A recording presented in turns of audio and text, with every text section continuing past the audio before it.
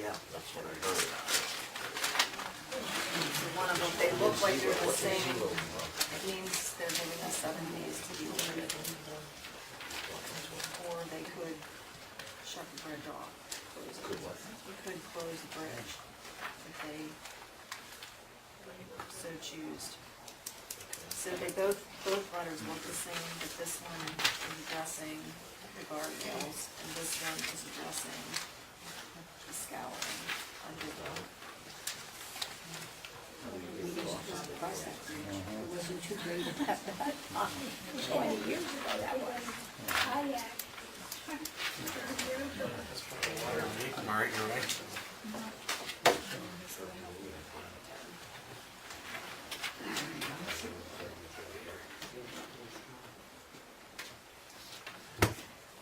Does everybody have an agenda?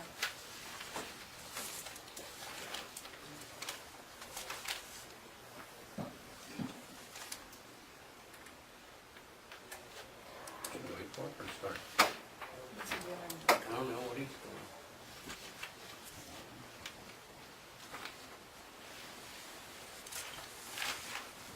I hear him.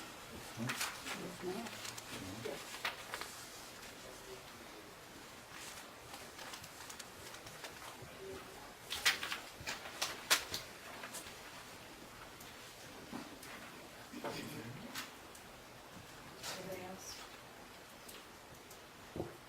Is he outside or where? He's right there, right there. Hey, look, they see it.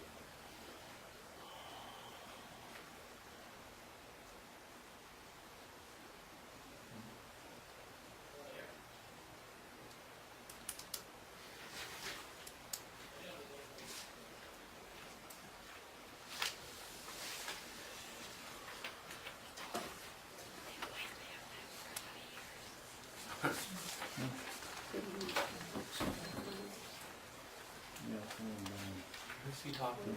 See if he wants to come in or not.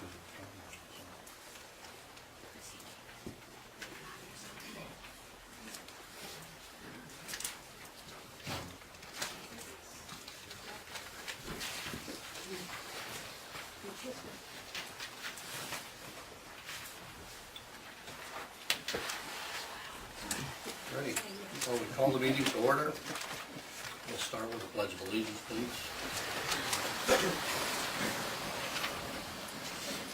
Allegiance to the flag of the United States of America and to the republic for which it stands, one nation, under God, indivisible, with liberty and justice for all.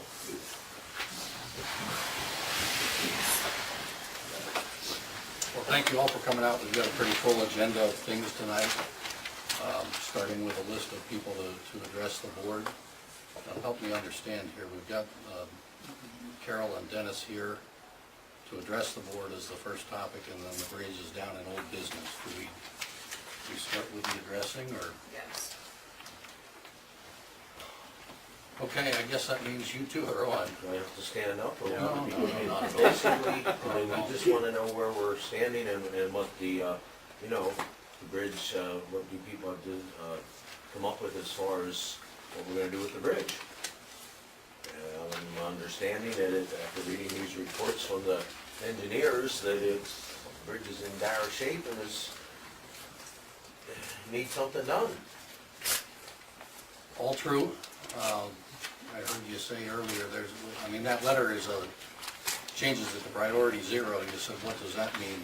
We're not sure completely that we know what that means, Yeah, okay. except that it says they want action in 7 days Mhm. to address the deficiencies, so.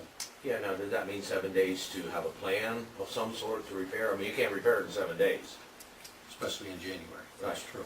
Right, that's what I'm saying. You need permits and all that stuff, which take how much time?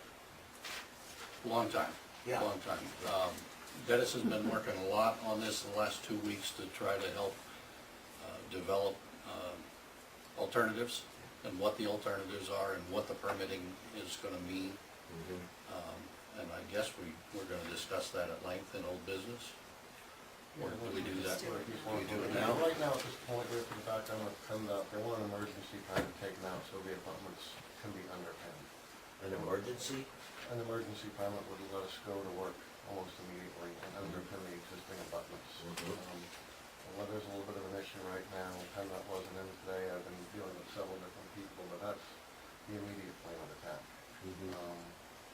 What the board decides to do from that point as far as the bridge. Dennis, correct me if I'm wrong, but we keep getting different stories from PennDOT. Before, we weren't even able to consider certain bridges, and all of a sudden, when they went to zero, they said we could consider Yeah. other different versions of bridges. And when we were out at the meeting at the bridge, it seemed that the PennDOT representative at the time said as long as we were doing something and taking action, that didn't mean we had to have the bridge fixed in 7 days. But at the same time, you get different stories at different times from PennDOT, so we're trying to sift through what's the right thing at this point. All right, now, it's my understanding that there are a couple other alternatives as far as pinning, as far as all the pinning of the abutment and all that. Well, for right now, the main thing is to underpin those abutments. There are other. That has to be done regardless of any other, no other option. Regardless of anything right now is a safety factor. There are other issues that you're aware of on the bridge, the guide rail being one, the stringers have some sag to them. So that's why we've been looking at different avenues of how to improve Yeah. the crossing. So they're telling us to underpin it even if we would be abandoning the abutments? Yes. That keeps the abutments there. That's to stabilize that area. Since they know nothing's gonna happen in, the next month, let's say, they want this thing underpinned as soon as possible. That was the email I showed you before. Again, I was on the phone with their engineering firm for an accounting call today, and what they were told from PennDOT is they want this done immediately. I will be back on the phone with the PennDOT's bridge engineer tomorrow, pursue the other avenues we've looked into, as well as talking about the underpinning. They just want to know, they want to send a letter today to them saying that we are in the process of getting an emergency permit, and we are willing to underpin it, to safeguard it in the immediate foreseeable future until we can come up with a permanent solution. Is there any cost estimate for underpinning? The Has there been any? There have been, we've gotten several different cost estimates for underpinning. Most of it amounts to materials and man-hour labor from the township employees, so. My understanding, a permit to do something like that's rather steep, correct? The main permit, no matter what's done in that waterway, is GD 11, and it's pretty steep. But like I said, we could apply for an emergency permit in the interim, which would get us working within the GD 11, would still have to be done regardless. So the avenue that we were pursuing for a while, and may still, is something that would look a little like that.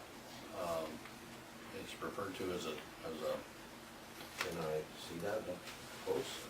it's called a temporary bridge, but it's not really. It's. Yeah, I've that's heard of the these. term of it, and I think there's a manufacturer, there was, it down around Lancaster somewhere, I don't know where these came from, but it basically builds this type of structure. the appeal of a bridge like that is that it may minimize the permitting because it's going on top, and we can stay out of the stream channel and the hydraulic analysis part of the permit. It may be more effective. Depending on the size and the tonnage, it completely spans everything that's there now, and within 5, 6, 7 feet further in on either side. This looks great to me, you understand what I'm saying, I don't know as far as structurally sound and all that, but it looks great. It's a 40-ton bridge. And, Well, it can be up. is there any place, dimensions, the dimensions of it? That bridge right there is 14 by 40. 14 by, I meant to ask you this quite a while ago. Did you ever measure the length of the old bridge? Not the width, I don't know what the width is. 28 feet. It's 28, I estimated 30, so, This okay. will stand 6 foot further in each direction. Okay. Now, we'll raise your road. Pardon? It will raise your road. The incline. The incline of the road on both sides will raise to approach the bridge.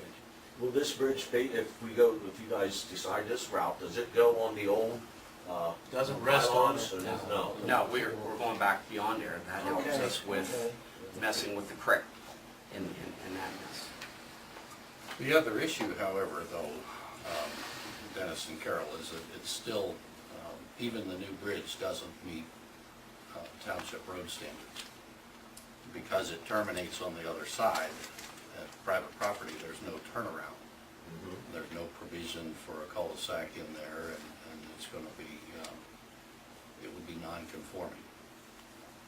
So I think ultimately what Well, we, You're talking about on our side, on your the side, property on your side.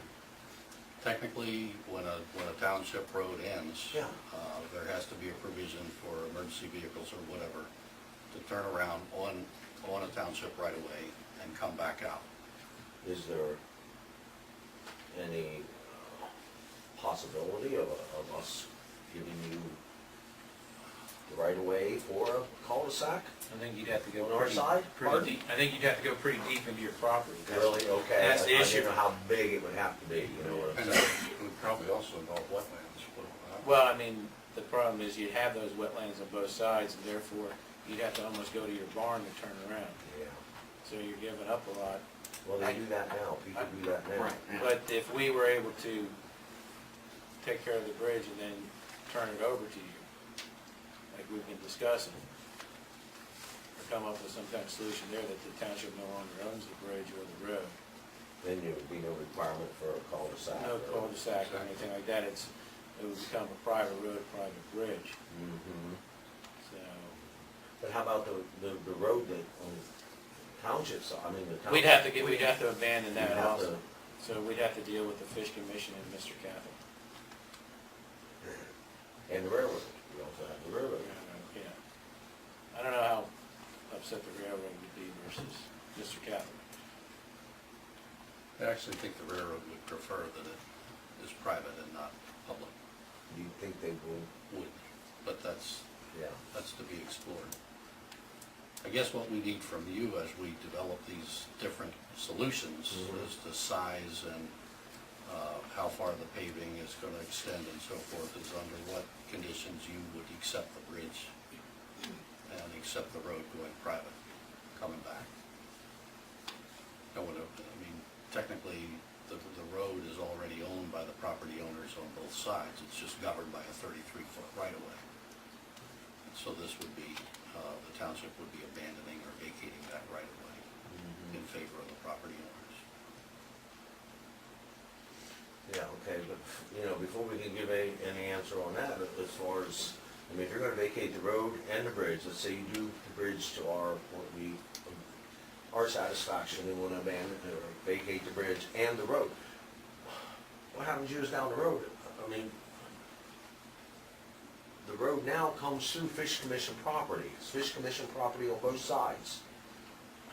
Well, you would work on an agreement that you would have a right-of-way through, A permanent right of way. Yeah, that would all be- It have that to would all a- be worked a out. permanent There's right. no way they could, you know, No. deny us access or, no, well, we would make sure that would happen, so that you wouldn't lose access.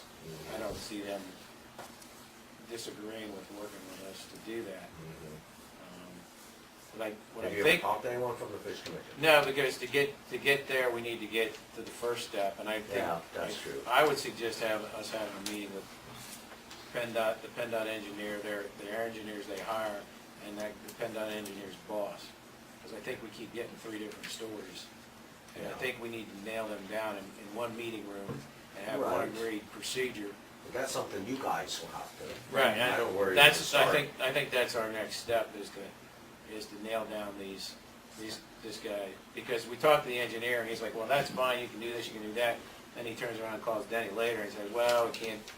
I mean, we didn't even get a suggestion we could use a bridge like this until push came to shove. Right. You know, they kept pushing us towards it. And let's face it, not to downgrade your property or insult you, but it isn't a lot of traffic across that bridge. You know, and you don't need the bridge that PennDOT likes to push. I know. I realize that. except it is the only access to my property. Right, and we don't wanna Owned by ruin, Rockview on one side, the Fish Commission on the other, and and that's why I've Now been the meeting with you and talking to you guys. CCIBC on the one side, and the other side.